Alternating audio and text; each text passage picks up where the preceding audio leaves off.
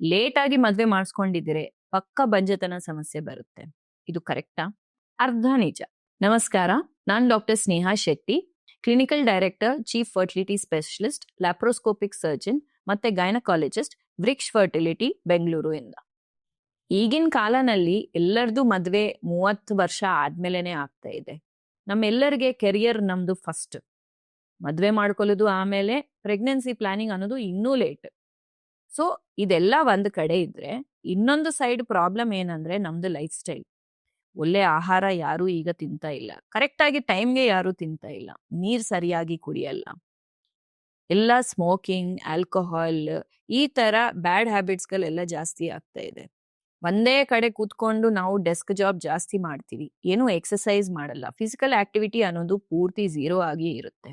So ಈ ತರ age ಜೊತೆಗೆ ಬ್ಯಾಡ್ ಲೈಫ್ ಸ್ಟೈಲ್ ಇದ್ದವಾಗ ಡೆಫಿನೆಟ್ಲಿ ಫರ್ಟಿಲಿಟಿ ಸಮಸ್ಯೆಗಳೆಲ್ಲ ಬರುತ್ತೆ. ಎಗ್ ಕ್ವಾಲಿಟಿ ಅನ್ನೋದು ಬೇಗ ಕಡಿಮೆ ಆಗುತ್ತೆ. ನಿಮ್ ಏಜ್ ಕಡಿಮೆ ಇದ್ರೂನು ಫರ್ಟಿಲಿಟಿ ಸಮಸ್ಯೆಗಳು ಇರಬಹುದು. ಸೊ ಜೊತೆಗೆ ಏಜ್ ಜಾಸ್ತಿ ಇದ್ದವಾಗ ಪ್ಲಸ್ ನಿಮ್ದು ಲೈಫ್ ಸ್ಟೈಲ್ ಸರಿ ಇಲ್ಲ ಅಂದವಾಗ ಇನ್ಫರ್ಟಿಲಿಟಿ ಬಂಜೆತನ ಸಮಸ್ಯೆ ಅನ್ನೋದು ಬರಕ್ಕೆ ರಿಸ್ಕ್ ನಿಮ್ಗೆ ತುಂಬಾ ಜಾಸ್ತಿ ಹೆಚ್ಚಿದೆ.